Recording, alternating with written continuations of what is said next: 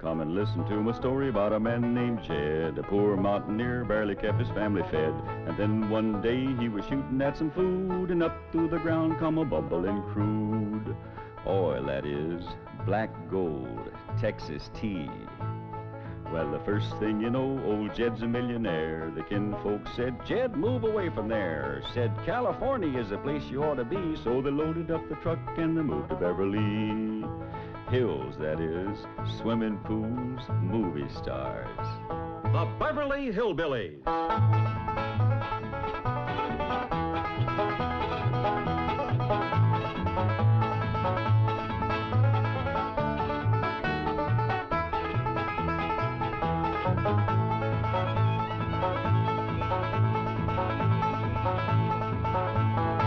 Come along and visit with the Clampett family as they take you to their mansion in the hills of Beverly. And when they do, you'll run into a friend of theirs you've met, that good old friend with filter blend, Winston cigarette. Winston tastes good like a cigarette should.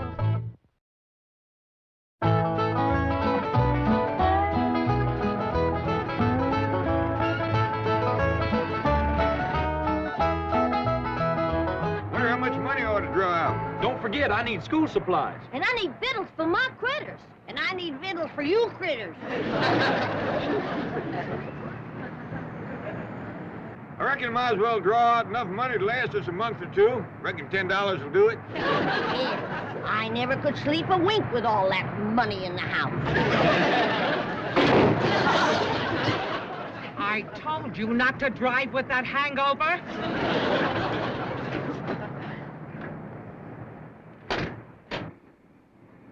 Anybody hurt? I don't think so. Well, no harm done, huh, kid? Well, not to your car, but you kind of bent our bumper. I reckon I can straighten it out, though.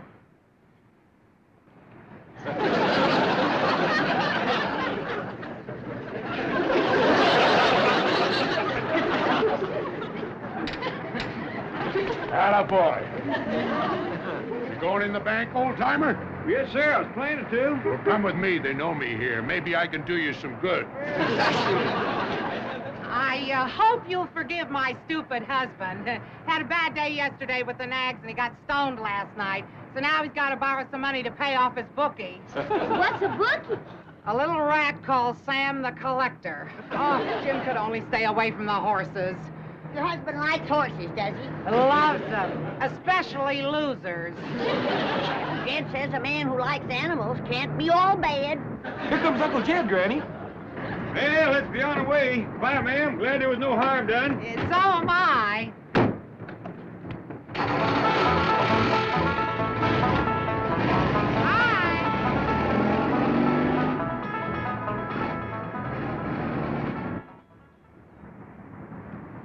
What happened to you? Fall down in there? Shut up and act hurt. That old geezer's worth $35 million. What? Faint. We'll sue him for a bundle.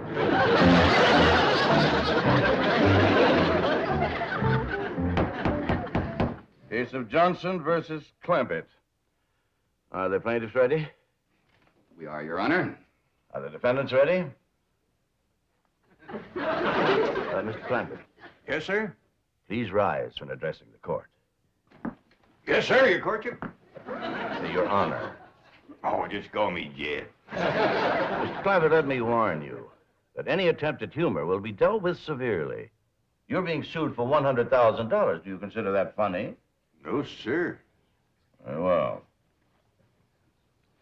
Are you represented by counsel? Am I what? By who? You have an attorney. A lawyer. Oh, no, sir. I see.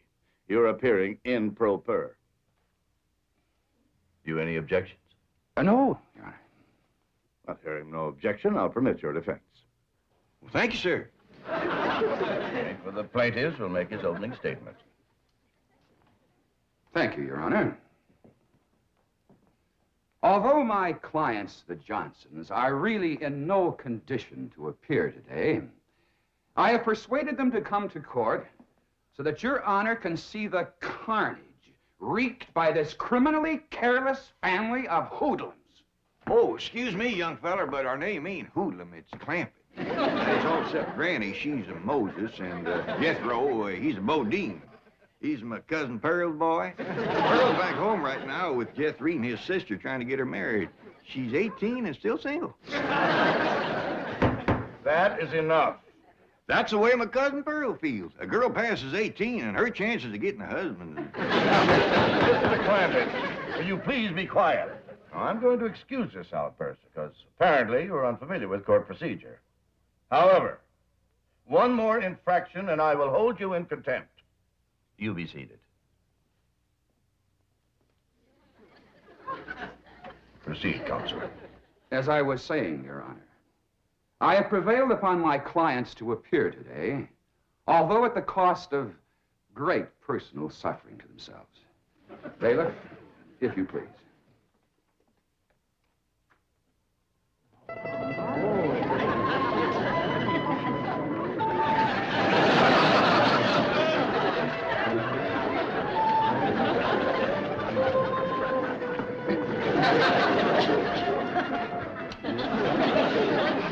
Is them the people that run into us? It sure is. What you reckon happened to them? Something terrible by the looks of them. Let's go see can we comfort them. Your Honor, protect my clients from these ruffians. Man, you got a terrible memory for names. We's Clampetts, except for Granny and Jethro. Mr. Clampetts, I declare you in contempt of this court. And I'm going to give you a fine of $100. Well, thank you, but I didn't do nothing to earn no $100. The fine of $100 is suspended. Now, please, take your seats.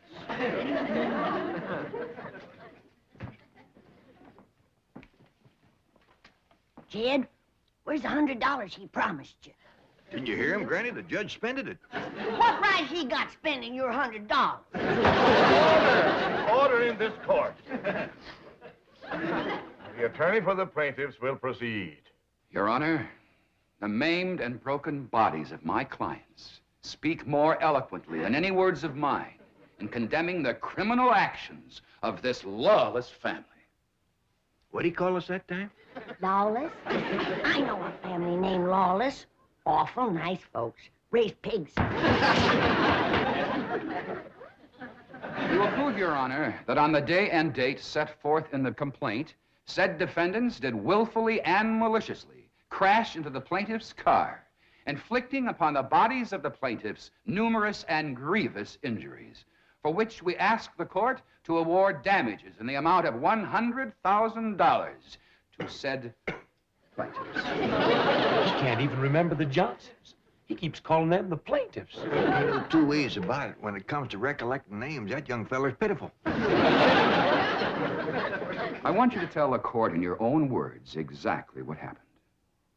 Well, Mrs. Johnson and I had just driven up to the bank where I hoped to borrow some money for my favorite charity, the Horse Lovers of America. And although we've been married for 20 years, Mrs. Johnson and I are still very affectionate. Proceed with your testimony, Mr. Johnson. Well, being affectionate as we are, we sat in the car for a few moments to speak of our love. I love you, Jim Johnson. I love you, Mabel. What other man would borrow the money to help those poor old horses on their way to the glue factory? Well, I do what my heart tells me. Mabel! What is it, Angel? There's an old truck careening down the street out of control. Oh, Jim! He's heading straight for us! Well, have no fear. I'll protect you, darling. But that's the last I remember, Your Honor. Those monsters crashing into us in an alcoholic stupor. Please. Court is recessed for 10 minutes. Who you reckon smacked into them people like that? I don't know, but they was driving something called a stupor. What do we drive, Jethro? I ain't sure, but I think it's called a Stutz. Glad we wasn't there. We could have helped them. Excuse me, mister. How do you get to the playground? Playground? Oh, yes, sir. He just called recess.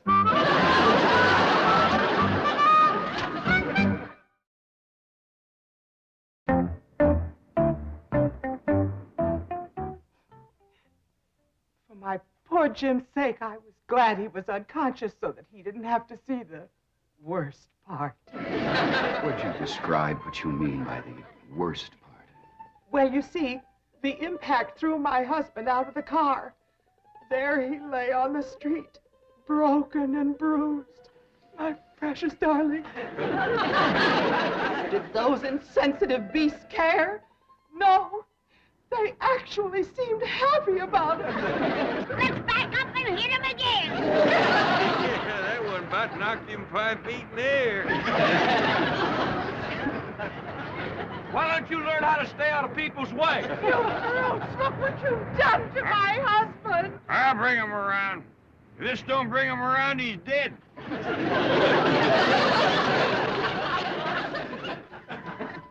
My poor husband, whose precious lips had never before touched alcohol.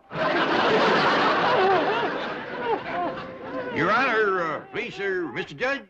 Yes, Mr. Clampett? Do you wish to question Mrs. Johnson? Oh, no, sir. That poor woman's been through trouble enough. I just want to say that me and my family here is right good at tracking and trailing and hunting. And we'd be right pleasured if you'd let us go out and hunt down them rascals that was so mean to the Johnsons. Mr. Clampett, do you expect the court to take those remarks seriously? Well, I reckon I did brag a little too strong on us, but if we can't catch him, we got a hound dog named Old Duke. He can follow our trail a month old. That's back again. Why, you just give old Duke the scent, he can't get after it. Is it possible that you people don't realize that you are the accused? What do you mean? You are the folks who caused these injuries to the Johnsons. Us? Who says so? They do. That's a dad-blame lie. We wasn't even fighting. Bailiff, restrain these people. What do you mean? We're straight with you. You want to fight? You want to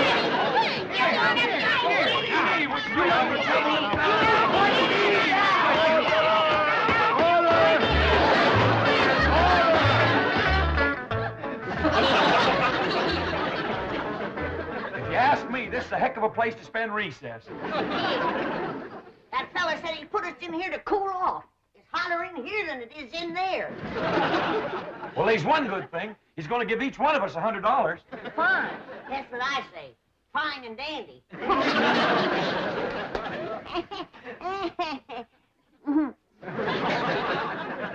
Jed, you look like you're counting hairs on a hog's back. What you studying on? I'm studying on this whole situation, Granny. Why would the Johnsons haul off and say we'd done something that we didn't? Well, maybe they's fibbing to get the money. Maybe they's text. I agree with Ellie. Way I got it figured, that accident they had knocked their memories loose. I coulda. The way they's bandaged up, they must have took some awful hard knocks. Granny, supposing you make some poultices for the Johnsons, then that'll draw the hurt out of their heads and they'll be able to remember what smashed into them. I'll do it, kid. And I'll whomp up a great big dose of retchweed tonic. There ain't nothing like retchweed to get you thinking straight. All right, folks. Judge adjourned court till after lunch. And then he wants you all back in that courtroom on your very best behavior. He said he'd suspend your $100 fines. There he goes, spending our money again. I'm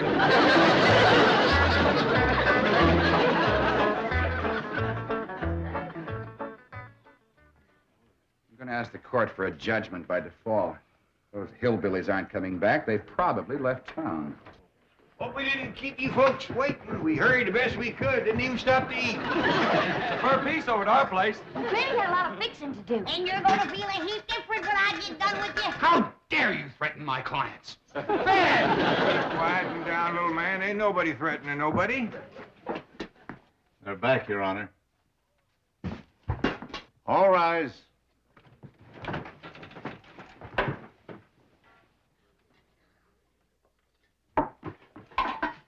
You can uncover the grits, but keep the lid on the baked pasta. Well, how about the chitlins? They're just as good cold. They sure is, Granny. Smells good, don't it, Judge? We'd be right pleasure to have you join us. Everybody, we got plenty. Thank you. That is very nice of you. Oh, not at all. You realize how long you've kept this court waiting? Well, Sorry about that, Judge, but we done the best we could. Granny was working like a whirlwind, baking possum, cooking grits, making tonic, and fixing poultices. I am not interested in what Granny has been doing. I wouldn't rile her up if I was you, Judge. Not on an empty stomach. Granny gets right ornery when she ain't eat all day. I am also not interested in her dietary idiosyncrasies. Bailiff, remove that food from this courtroom. Hold on. We's hungry. That's your own fault for being late.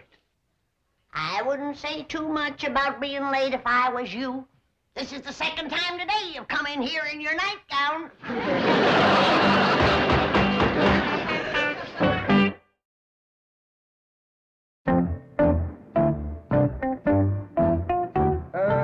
Tell me, Jethro, do you like to drive that old truck?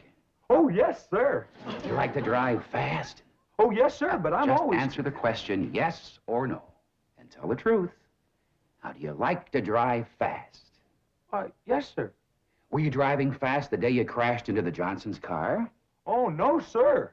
Were you driving slowly when you crashed into their car? No, sir, Yeah, but that's I'm all, always... thank you. But Now, I'm step down, please. Next witness. Granny, I understand that you make very good moonshine whiskey. I call it my rheumatism medicine. I see. But it is quite potent, quite strong. Well, you don't want to stand too close to a fire when you uncork it. Yes, well, now then, Granny, do you sometimes carry a jug of this rheumatism medicine around with you? Take it on trips, say? Only when I get my twinges. Well, were you having twinges the day you and your family crashed into the Johnsons? No, and we didn't... That's all, thank you. Now then, Ellie Mae, when the old truck here crashed into the Johnsons' car, would you show me just where you were sitting? Well, I was sitting right there, but we didn't... That's all, thank you. Mr. Clampett, how many guns do you have in your home? Well, Granny's shotgun, and Jethro's lever action, my pistol, my squirrel rifle. You needn't go on, Mr. Clampett. That's quite an arsenal you have. Thank you. You're used to carrying a gun, aren't you? I've been toting a squirrel rifle since I was knee-high to a jackrabbit. And I understand you're quite a good shot. Back where I come from, if you didn't shoot good, you didn't eat. I see you shot only for food. Yes, sir. And you were very poor. Yes, sir.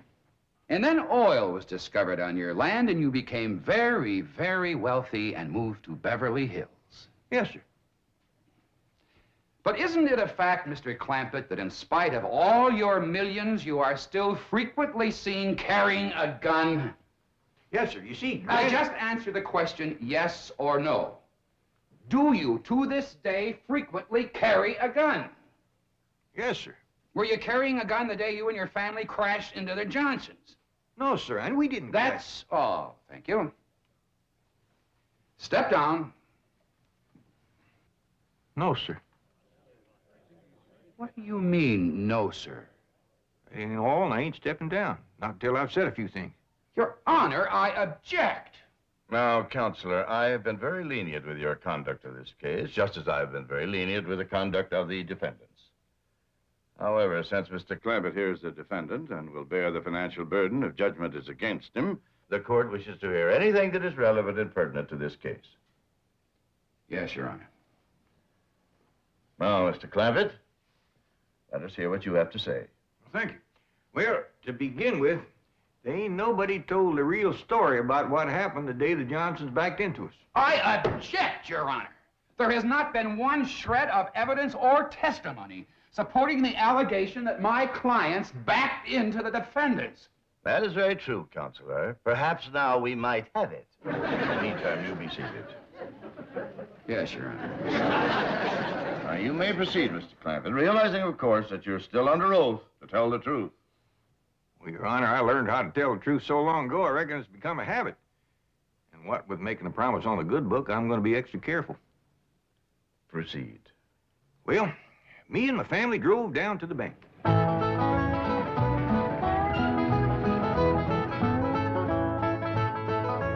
And then we drove on home, and that's the last we seen of the Johnsons till somebody come to the house and told us to come down here to the courtroom. You may cross-examine. Well, that's quite a story you told, Mr. Clampett. Very simple and very sweet. Just the truth, like I promised. You're innocent of all these charges against you, aren't you? You've nothing to hide. That's right. Then why, Mr. Clampett, did you not answer the summons and complaint served upon you by the county marshal? Summons and complaint? That is right, complaint.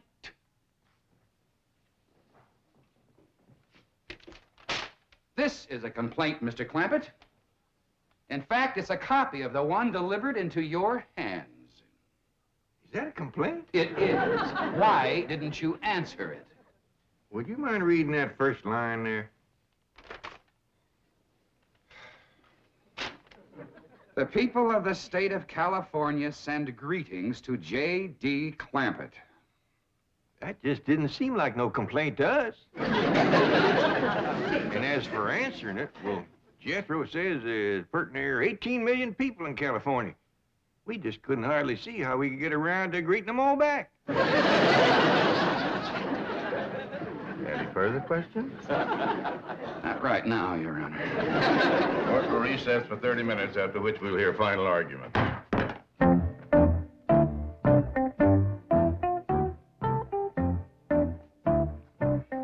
Mrs. Johnson, I'd like to have a little conference with you and your husband before court resumes. Do you know where he is? Probably out calling his bookie. Dr. Bookman. Another thing, you told me your husband was a teetotaler. After lunch today, I thought I smelled liquor on his breath. That's his medicine for pain. Mrs. Johnson, are you sure that you and your husband are telling me the complete truth about this case? What do you mean? Are you siding with that millionaire against us poor crippled people? Bodies all aching and racked with pain? No. It's just that Mr. Clampett's story was very convincing. And there were no witnesses to the accident.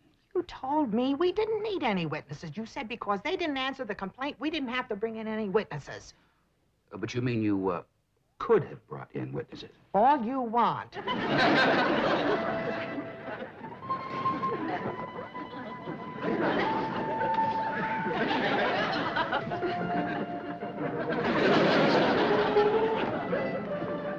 All rise.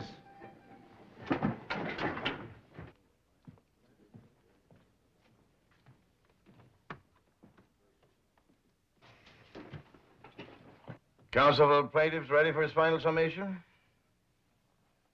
Yes, Your Honor. Your Honor, sir, Mr. Judge, could I say something that might save us all a lot of time? You any objections? No, Your Honor. Proceed, Mr. Clampett. Well, sir, if it's all right with you, I'd like to go ahead and give that $100,000 to the Johnsons. Do you admit the claims made by the Johnsons? Well, no, sir, it don't. But he deserves the money, and I can afford to give it to him more if he needs it.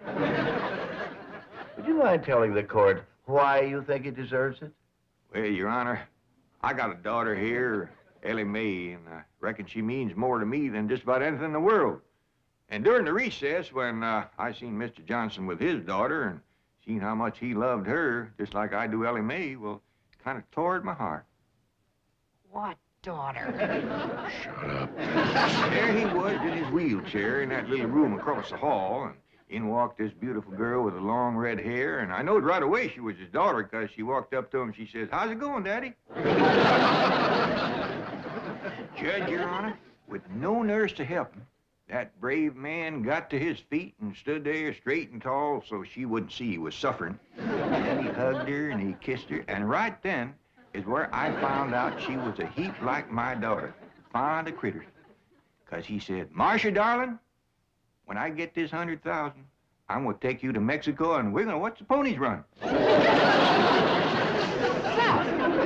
You've taken up for that credit. Your Honor, these developments surprised me as they did you. I asked to be relieved from the case at once. Request granted. This court finds for the defendant. Bailiff, bring those plaintiffs back into this court immediately. They're to be held for perjury.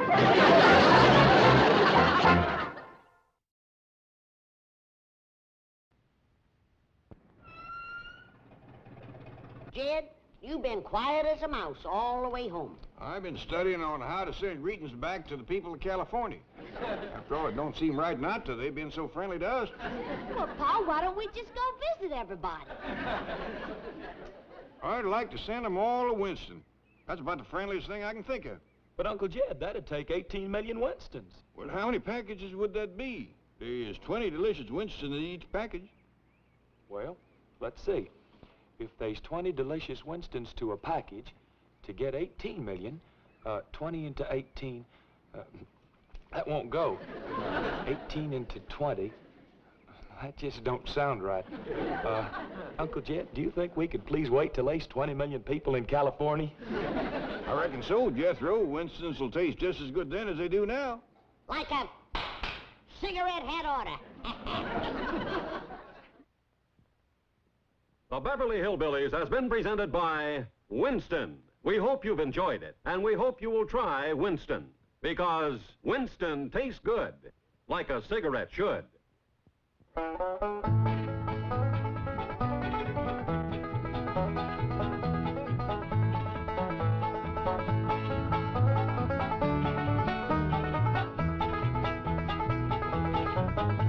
Well, now it's time to say goodbye to Jed and all his kin. They would like to thank you folks for kindly dropping in. You're all invited back next week to this locality to have a heaping helping of their hospitality. Hillbilly, that is. Set a spell. Take your shoes off. You all come back now. Here. This has been a Filmways presentation.